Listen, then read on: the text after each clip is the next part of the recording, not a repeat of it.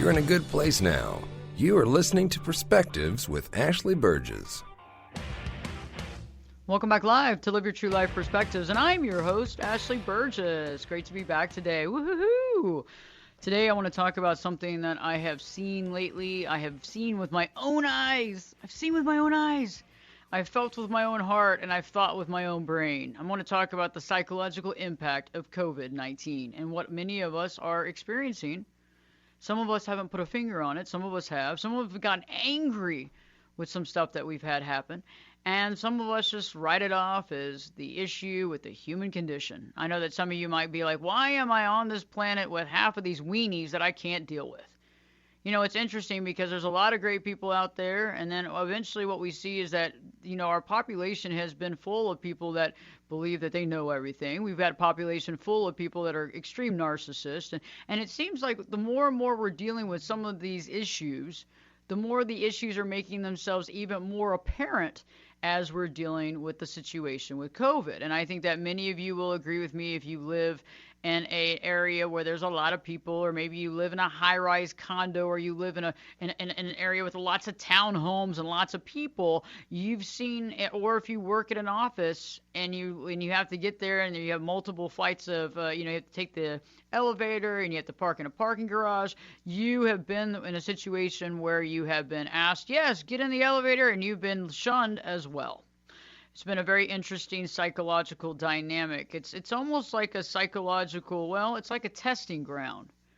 You know, we've seen how some people are there and always there, and our friends are there, and you've seen how some people, well, they've seemed to have jumped off the planet Earth, or they have absolutely no time for you anymore. And so I want to talk about that. I want to talk about, first off, because later on in the hour, Dan Nelson's going to be here, our resident historian and genealogist, and we're going to be talking about real tales from the past. Some of them sound crazy, but they're real. They're all real. Some of them sound like they couldn't have happened, but they all happened. This is all legitimate stuff. Obviously, this show is all about the truth, all about what's really going on. So let's talk today. Let's begin with, okay, many of you know what I'm talking about. Who is deemed safe? Okay, I want to ask you that question. Who is deemed safe in your life?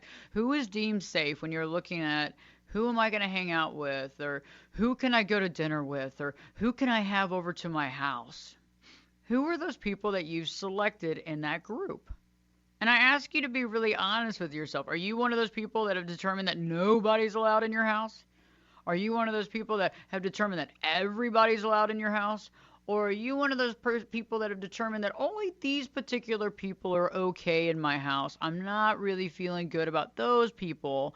And I know that I've heard from several folks that they actually are looking at people's Facebook pages to see how often they're out and who they're out with before they invite them to a party, an event, or anything. And this is getting crazy. It's getting crazy. And I think it's interesting who we decide or who we deem is safe.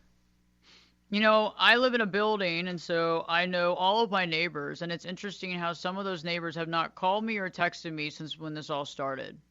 And when I see them, they act like I have the plague. Seriously, like I must be like Typhoid Mary. Okay, unbelievable.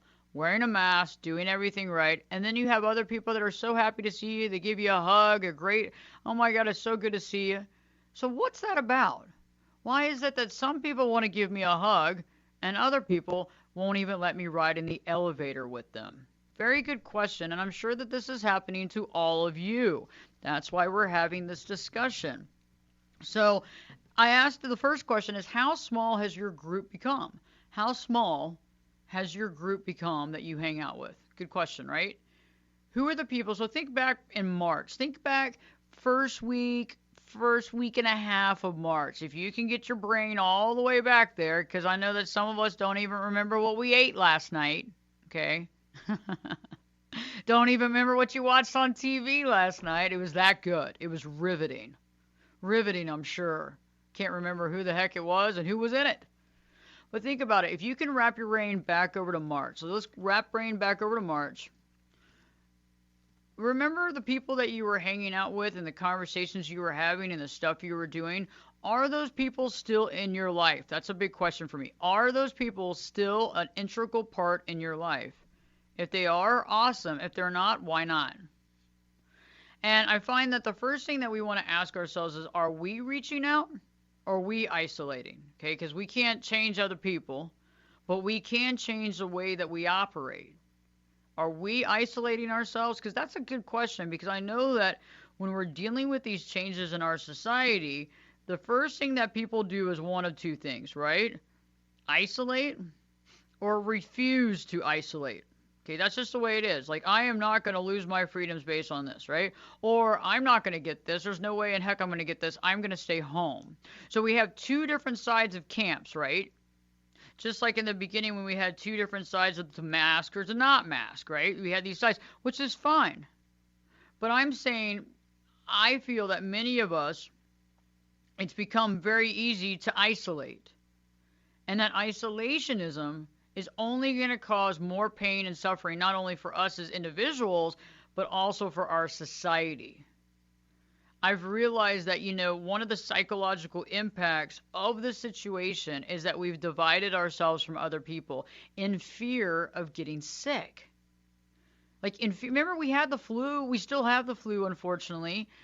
And think about it. And we were around people all. Remember last Christmas when probably some of us got COVID then before they even talked about it? Because, I was talking to some folks about how they got COVID back in December of last year. And they, very interesting, in different countries and actually tested for it, the test came back, positive. And then some people here in this country also talk about it too. Very interesting. But anyway, a side note, right? But remember back in December of last year when apparently COVID was not on the forefront at that point yet, at least it wasn't in our face. Remember how we were at Christmas parties? Like, remember everybody's Christmas parties and Hanukkah parties and everything? Remember that? And Kwanzaa parties? You remember how, like, many there were? Some of us went to 3 parties a night. Remember those days? I just want to sink in with those days for a second because those were some great days. And I feel that many of us have literally detached and isolated ourselves from so many people that we don't even realize how small our group has become. Now, is that group small because of the fear of getting sick? Is that group small because you've isolated? Or is that group small because that is the safe group that you have deemed as being safe? And I want to ask you, what does safe mean? Because I have a lot of friends, and I absolutely adore them. I have friends that stay at home, never leave the house. I have friends that had just literally started grocery shopping the last month. And then I have friends that have been going out this whole time. Okay? And I've realized that, there's a certain distance that I can require with certain people. But I think all in all, one of the things is that I've realized that I think it's determined how close you feel to that other person. How close were you to that person prior to COVID? For real. And think about it. Does that reign true to you? Does that reign true? And have you been surprised as to some of the people who you thought you were really close with that you haven't seen? Let that sink in. I bet you were hanging out with some folks that you saw every weekend. Don't see them anymore. Barely hear from them. Some of them can't even get on a physical phone call. A phone call. A phone call is a lot more than 6 feet apart. Very interesting. Psychologically speaking, if you've been in contact with somebody a lot throughout your lifetime and then it ends during the COVID situation, you really want to think about that. How deep really is that relationship? Can it overcome the test of time, or was that a fleeting, non-real friendship? I've realized that this is an interesting dynamic that many of us are dealing with. Many of us are awakening to that situation, but how many of us are doing something proactive to get back into people's lives and to reconnect? Because it's not just everybody else, it's also us, right? So we have to focus on what are we doing to reconnect? What are we doing to put our priorities out there? And who are important to us? And this is going to be a real telling show for you to really help you, to impact you in your life, to really think and put things in order of importance. The other thing that I've seen recently is that we seem to be losing our human compassion. We seem to be losing our human compassion and our heartfelt interaction. Don't you think? I mean, I feel like the interactions that we have can be so genuine. And I'm not against wearing a mask. So I'm not going to sit here and get on and talk about whether or not it stops the disease or doesn't stop. Whether or not it stops it, starts it. Whether or not, I don't know. There's been a lot of scientific information on both sides. Okay. We've seen people doing their thing. We've seen people on YouTube, checking out the cloth mask versus the paper mask versus the get-to-dead mask. Okay. That's not what this show's about. But you know what? You got to wear a mask. So you wear a mask. Okay, so you wear it. But see, the problem is that a lot of us don't like wearing these masks. I don't like wearing the mask. I'm not loving, having a hard time breathing and pulling in air, especially when I'm having to track across a big, store, like a huge mega Target or something, and over there I'm just like, oh my God, I gotta go 45, aisles over to go get the detergent. Here, halfway taking in, got no oxygen, taking in full CO2 the whole time. Great. I'm sure this is healthy. But I feel that this mask is keeping us away from our personality. I mean, I see people that I've seen. It's interesting. It's like people don't talk. They don't say hey anymore, or what's up. And I know everybody at the Whole Foods. Right? And we talk, and they know my voice. I mean, I have a kind of unique one. So people go, I can't even hide with the mask on. But it was funny. I've been in places where when I started having to wear the mask in the beginning, I just stopped being me. I stopped being funny. I stopped having conversation.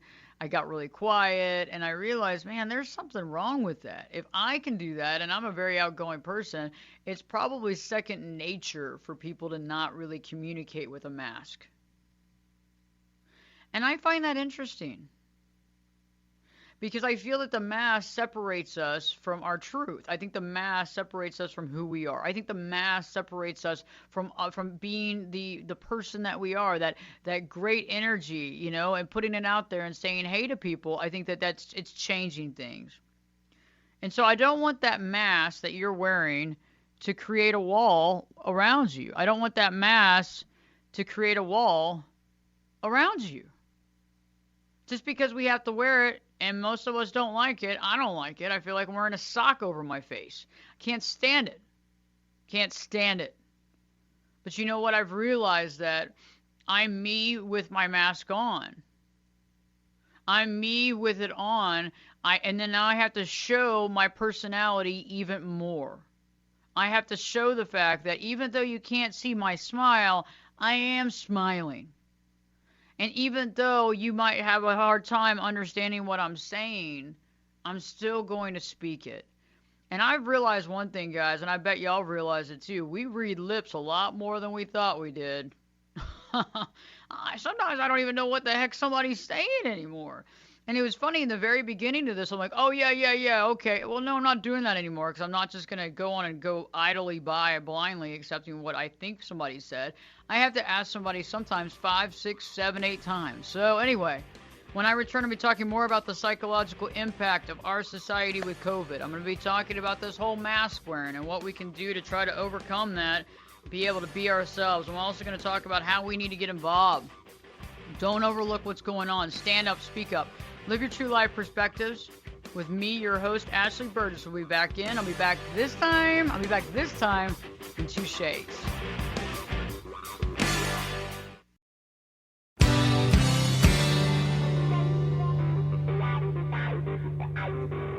Get in here. You're listening to Perspectives with Ashley Burgess. Welcome back live to Live Your True Life Perspectives, and I'm your host, Ashley Burgess. Great to be back today here live on Live Your True Life Perspectives, and we're having a great show today talking about the psychological impact of COVID. And I know that many of you know exactly what I'm talking about. You know exactly what I'm talking about because we've gone into the situation, like I was talking about right before the break, about the concept of who we deem safe and unsafe.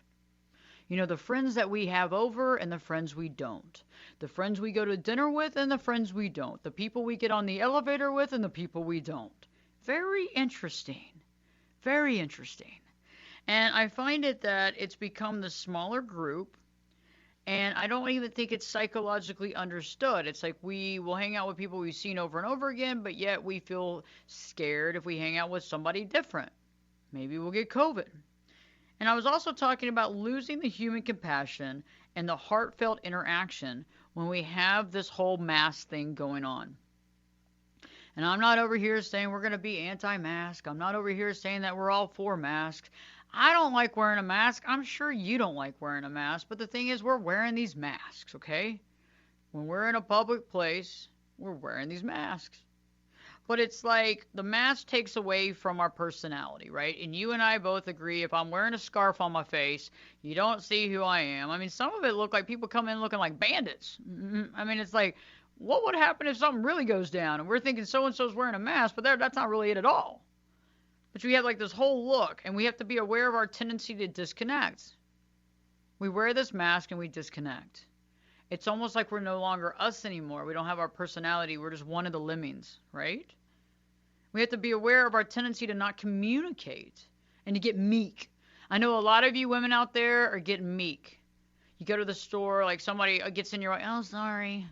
You know, it's like it's too much. It's too stressful. It's like we start going into this shell.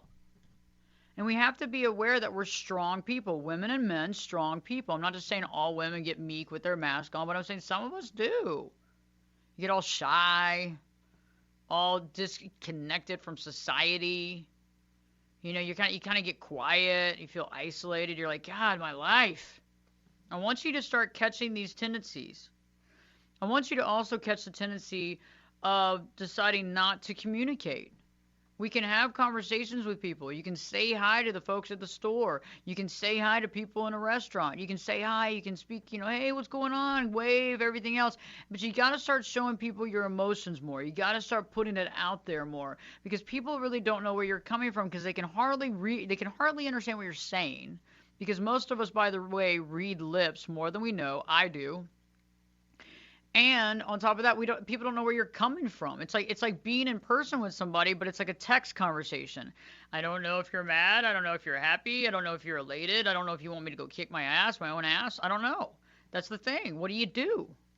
And it's like, at what point do you sit there and say, okay, this is the way I am, and I'm going to try to stand out there. I'm going to try to be who I am. I'm going to try to be who I am. I'm going to try to be me. I'm going to be mindful. I'm not going to live in fear. I'm going to be mindful. I mean, you're wearing a mask. You're 6 feet from somebody anyway. Just, hey, what's going on? Good to see you. How you doing?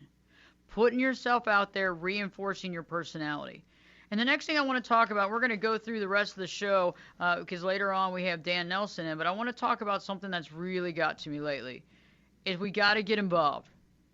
Remember when we were speaking up, when we saw something wrong happening, When you see something wrong, whether an animal is getting hurt by a human being, something like that.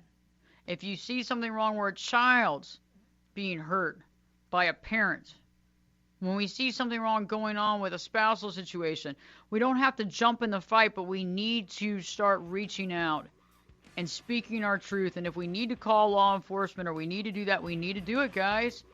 Because now more than ever, we got to really be aware of what's happening because some people are not taking this stuff very well. Some people are lashing out on other people and animals and hurting people. So we got to stand up for what we know and stand up for people that can't stand up for themselves. Stay tuned because we got more for this show and Live Your True Life Perspectives with me, your host, Ashley Burgess. I'll be back this time in 2 shakes.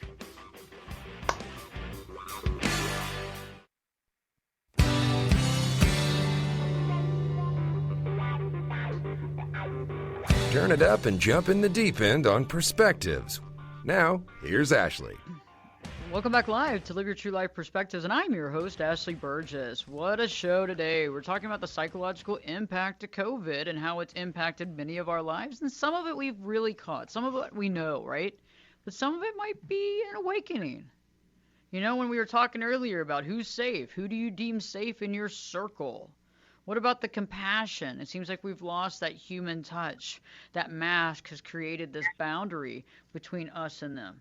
This mask has created this boundary between us and them. And it's very interesting. It's interesting dynamic, psychological dynamic that we're dealing with, right? Because it's interesting. We wear this mask It keeps us from showing our face, really. We can't show our smile. So why do we even bother smiling? I know that some of you are like, you know what, you're right. I don't really smile that much anymore when I'm in public. And it's almost like it's humdrum. It's like we go from wherever to the store or wherever we're going. You wear the mask, you get in the car, you go, and you're like, God, where's the zest of life going? It's because we've stopped being ourselves. We've become like these kind of robots that wear these masks. So we have to be aware of our tendency to not communicate now. We have to be aware of our tendency to divide ourselves. We have to be aware of our tendency to not be in our life, to get into the sidelines of life. And I came up with a thought today, and I was like, fear is just that, right? Fear is just that. Don't let it take you out of living. Don't let it take you away from living. The fear is going to take us out of living if we don't really concentrate on that. And the next thing I really want to talk about before Dan comes on, because Dan is ready, he's ready, but let's talk real quick about this, is that we got to get involved. I know that many of you that are listening to the show, wherever you're listening in the United States here on USA Radio Networks, GCN, wherever you're listening, many of us have always been advocates for helping other people. We care about other people. We want to see other people do well. We want to see our environment flourish. We want to see animals be treated with respect. We want to see children being treated with love and respect. We want to see, people just interacting with people in a peaceful way. And if you're seeing something other than that, you need to step in and get involved. I'm not asking you to put your life on the line, but I am saying that something needs to happen. It's got to get addressed. We can't just turn the blind eye to things right now. Because we might be talking about the concept of wearing a mask and not being personal and not putting out, our personality or saying hi to the clerk person behind the counter that you've always talked to. You know what I'm saying? But when we talk about real abuse, this is a big deal. We got to be aware of this, okay? We got to be aware of the situation of possible abuse that's taking place. And we got to be able to say, okay, I'm going to stand up to this. Don't turn the blind eye to what's happening. Don't turn the blind eye to what's going on. And that's key. And, I've realized that there's a lot of people that are not able to deal with their emotions during this time. A lot of anger, fear of the unknown, all that stuff. They're not able to deal with it, and they're taking it out on their family members and on their pets. And so we really need to be aware of this, okay? And if you see something that's going wrong, you got to step in and call the police, get somebody involved. Okay, don't turn the blind eye. Because, see, that's what's happening here is that this COVID thing is a good way of separating society from each other. It's a perfect way to separating who we trust and who we don't. It's a perfect way for cutting people out of our life. It's a perfect way to isolate. It's a perfect storm for all of this. And if we allow it to be, we will lose part of our life. If we allow it to be, there will be people that will suffer in silence because there's nobody there to help them. Okay? And we owe it to ourselves. Remember, that's why we're on this planet, is to do the right thing and to find that purpose. And a lot of the purpose is helping other people. It might be in a different way than your way or my way, but it's something. And it's like we got to step up to the plate and do the right thing. So if you see something wrong, do something. I've been seeing some stuff posted on Facebook recently, and people talking about what they're seeing or what's going on, and we got to step in. And we can post it, but we gotta have a reason. We can post it and get other people involved, but we also gotta follow through. Okay, and do the right thing and stop what's happening. If it's animal cruelty and somebody abusing their dog or cat or whatever, if it's child abuse, whatever it is, if it's spousal abuse, you've got to step in. You got to step in. Okay, if it's calling the police, going to the management of the building, and being proactive. Even if somebody says they're not going to take care of it, keep pushing it until it gets done. Because if that was happening to you, you would hope that somebody would do the same. But also, guess what? When you're helping somebody out of a situation that they can't help themselves in, that's some powerful stuff. Okay, that's some angel making things there, guys, that we have to really think about it. And it's not doing it because of that, it's doing it because the love of wanting to do it. And that's what's so powerful. That's the powerful part.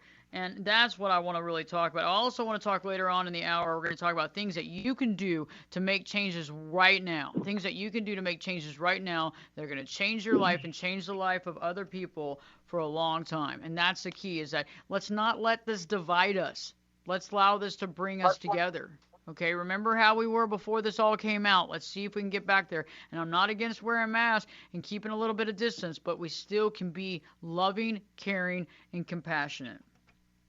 Right now I want to turn to some history right now, because I think that history, obviously is very interesting. It's timely. There'll be situations in our life where we'll look back at 2020 as a very interesting time. I saw this really funny meme real quick, and it was funny. The guy's getting ready to be happy for January 1st. It's December 31st. It's 11:59 p.m. and all of a sudden the clock switches and it says December 32nd, 2020.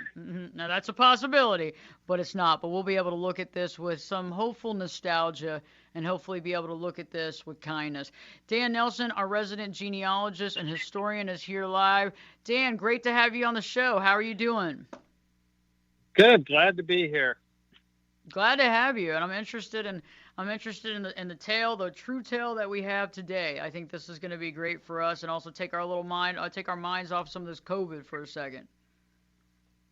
Yeah, this will be a nice little diversion and sort of put things in perspective, because, of course, we always think we're living in the toughest of times, and nobody ever faced such difficulty as us, and so forth. And that, that's human nature, to do that and not necessarily feel better because you're not dealing with what somebody did 100 or 200 or 300 years ago. But this is a story about a family, the Shockley family, and this Thomas and Anne Shockley. They got married, and they had some kids, a couple daughters and a son. So I'm going to talk about them a little bit. And they were out. They'd moved to Kentucky, near the state capital today, Frankfort. So the oldest son, his name was Flournoy. So you don't run into too many Flournoy Shockley. So he was easy to trace. But he moved out to San Francisco, and he was actually the port warden in San Francisco. So that was a pretty interesting job to have in the 1850s, 1860s, when San Francisco was really booming. Then he had a sister named Judy, and Judy married a William Abbott, and they died young. She was gone by 1855, and he'd already passed. So their children got sent to live with their grandma, Anne. Thomas Shockley had already passed away. And with war brewing and all kinds of troubles, they just couldn't afford to raise Maddie and her three siblings. So Flournoy offered to raise Maddie. So in 1860, Maddie's 16 years old. So imagine yourself as a 16-year-old girl, and you're going to go to San Francisco from Kentucky. So she had to board a train to get to New York, because that's where the boats left from. And then she went on a steamer ship from New York to San Francisco through the Panama Canal. The ship she was on had 628 passengers and 222 soldiers. And so she wrote letters of her adventure and on the way home and how much she missed her family. And finally got to San Francisco on December 11th, 1860. It's probably a better place to be because, the Civil War, of course, was going on back in Kentucky where she left from. So she wrote all these letters, and they got put into a booklet that survived in the family. Now, Maddie's aunt, who was Judy's sister, her name was Sarah Jane. And Sarah Jane actually wrote down some of the stories that she heard from her grandmother. So this is Anne's mom. When she was a little girl, when she was 4 years old, she remembers her grandma telling her these stories. And this was about when they were at Bryant Station, which Bryant Station is, if you were a Daniel Boone buff, you would know where Bryant Station was, not too far from Lexington. And so they were talking about Indian raid, which was part of life back then. And the Indians were headed by a guy named Simon Girty. And he was actually a white man who hung with the Indians. He liked their ways and adopted them. And so what they did, because these Indians were attacking him and there weren't very many of them in the fort, they came up with a creative idea that they gave everybody a stick or two and something tin, and they said, go beat on it like crazy to make all the noise, because the idea was to make the Indians think that they had a full fort of people, and they might be more reluctant to attack. And sure enough, the Indians did not attack before 20 horsemen arrived from Lexington to ward them off from attacking the fort. And then she goes on to tell another story about the women and the girls would have to go down to get the water out of the woods. They were full of Indians, but the Indians wouldn't kill them because they figured they were so brave that they deserved to live. So I'm not sure why that duty got assigned. The women always get the hazardous duty, but they don't get any of the glory for some of these things. But tells a story about one time when there was a guy named Daniel Wilcox, and he and his brother were in the fields. And the way it works back then is one person would do the plowing and the other one would watch for Indians. So the brother's sitting on a log, picking the flint of his gun, and an Indian slipped up behind him and tomahawked him. And then the Indians started running after Daniel Wilcox. And he was so near that when Daniel was at the top of the fence to try and get into the palisade that they had there, and the Indian was at the bottom, his mom was yelling out of the fort gate to run, Daniel, run, sort of like, run, Forrest, run, and get him to run in the gate because he wasn't going to make it over the fence. And the Indian said that he could have killed him, but he was such a fast runner that they wanted to capture him instead of kill him. And so he fortunately was able to sneak back in. And then the last little story here is about some more of these folks' relatives on the Faulkner side. And there was an attack at this Cook settlement, they called it. And so when they heard of the attack, they said that the grandfather threw off his gear, jumped on his horse, taking his gun with his shirt and pants, running off to get to the troubles.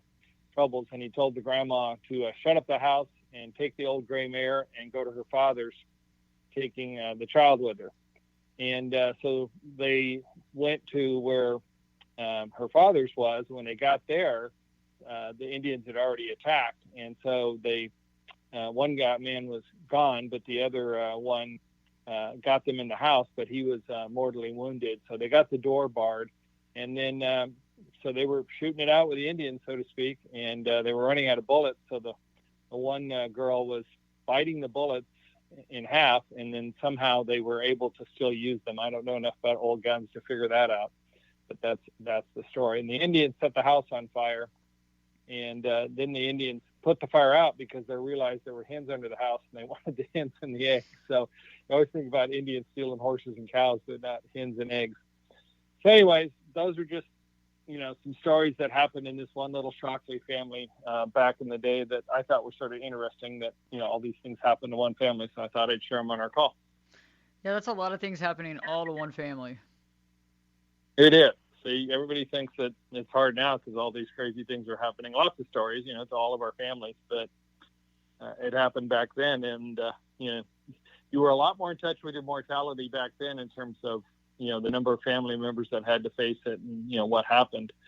We've just had really a long period of safety and security, which is great. I'm glad we did, but it does cause you to really, get stirred when there's a threat to that. Think about the reality show they could have had back in the day.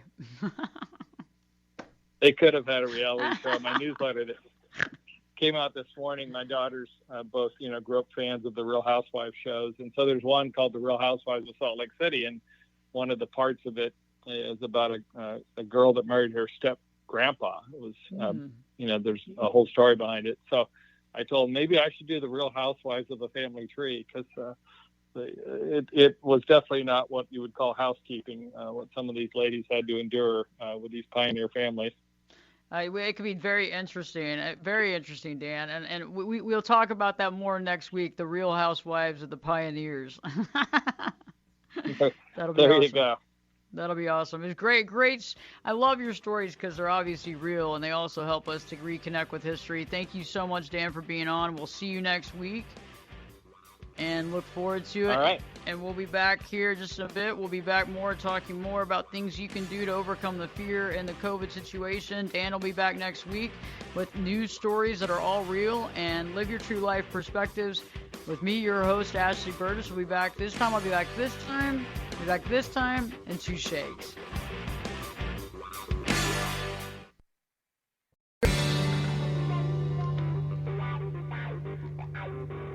This is Jake Busey, and you're listening to Perspectives with Ashley Burgess. Welcome back live to Live Your True Life Perspectives, and I'm your host, Ashley Burgess. Glad to be back. And today we've been talking about the psychological impact of COVID and how to understand how we're living our life. And, you know, really some tidbits of nuggets of information right now that I'd like to give. Is the first thing is just to reach out. Just remember to reach out to your friends and family. Even if you haven't talked to them for a while, reaching out is powerful. And you might not always get the response that you want. You might not always get to, the response or the care or the genuine that you want, but at least you know that you're reaching out. We got to open up the lines of communication, right? The second thing is we want to check in, right? Check in with folks. Check in with yourself, too. Check in with yourself and monitor that fear. Check in with other people. See how they're doing. Check in with yourself. See how you're doing. If you don't feel comfortable, figure it out. Why do you not feel comfortable? You don't have to do everything. And if you're not feeling comfortable to do something, don't do it. But evaluate, why do I feel uncomfortable? What's going through my head? Evaluate your thoughts. Evaluate your feelings. Get close with your emotions. Be true to yourself. The only way we can be true to ourselves is to be true to our emotions, to really know where they're coming from. We get feelings based on our thoughts, by the way. We don't just have feelings because we have no thought. You know what I'm saying? A thought comes into our head. It's either a great thought or a fearful thought or a happy thought or a sad thought. We think about something that happened or a situation that took place, or we have a thought in our head and then we feel. Okay? That's the whole connection, the thought-feeling connection, right? We don't just have thoughts of depression with no thought of nothing. We don't just go, oh, God, I feel depressed. Well, what's going on? Oh, I feel isolated. I feel dejected. Why? What's going on? Is there something that we can change right now? Is there something we can change right now? Okay? Also being aware of your feelings and also speaking up. What we have to do more than anything now is to speak up. We got to be advocate for the folks and the animals that can't speak for themselves. A puppy can't take care of itself. A poodle can't take care of itself. A child can't take care of itself. We got to step up and be the advocate. And I know some of you are like, God, I don't know about that. I don't like getting in other people's business. But, I understand that. I get it. I know you don't like being in other people's business. Some people like to be in other people's business more than we want. But what I'm saying is it's good to have your eyes and ears open and be prepared to do something, even if it's something you don't really want to do. I understand that. We got to stop this abuse. We got to stop this madness, because when people go through this, a lot of them can't process it properly. You can probably process it, but you know what? Some of them cannot process it. And they take it out on people and things and animals that can't defend themselves. And last but not least, we need to check our fear. We need to check our fear. Every moment of every day, we need to figure out, how fearful am I feeling? How do I feel? Am I feeling fearful? Am I scared? Where is my fear coming from? Am I doing everything I can to safeguard myself? If I'm doing everything I can to try to stay well, even, just washing our hands and doing that on a constant basis is powerful. And these are good tips to live through our rest of our life. But it's like we got to think about that. And fear is just that. If we let fear take over, it takes us and puts us on the sidelines of living. And real quick, guys, I realize that many of you might be following some of the work on YouTube. If you are on YouTube and you are following the video content that goes up every single week on Ashley Burgess, Ashley, B-E-R-G-E-S, B-E-R-G-E-S, all E's, no U's, one S. If you're looking at that, check it out. I got some new video content addressing, marriage and, has it turned into the roommate syndrome, roommate situation. Some of you for the first time are seeing your spouse more often than you ever have. And it's starting to be apparent that there's some things that have changed. And so this new video content is directed to that, to try to help and to try to be able to turn it around, turn the ship around, and see what we can do to take the marriage from the roommate syndrome back into a marriage, try to work on reconnecting and being able to open up those lines of communication. So check out YouTube for the latest video content. If you'd like to work one-on-one with me, just go to ashleyburgess.com, ashleyburges.com, and you can sign up right there, right online. In the meantime, check your fear. Be you. Remember, you have a personality and people like to be around you. Show that personality, even if you are wearing a mask, even if you are wearing a plastic shield. Show your personality. Let's get back into the living. Check that fear. Catch that fear. Be aware of it. Be an advocate for other people. You always have. Why stop now? It's time for us to be even more than we were before. It's time for us to be everything we are. To be there for other people, to show it to other people, to help other people, and to save other people, and to work on ourselves and to save ourselves from this fear. Okay, got a great show for you next week. Don't miss it. I have some new stuff that's going to be up here on the website and an event in the next few weeks to help you overcome the fear in the school year. Live Your True Life Perspectives with your host, me, Ashley Burgess. We'll be back this time in 3 shakes.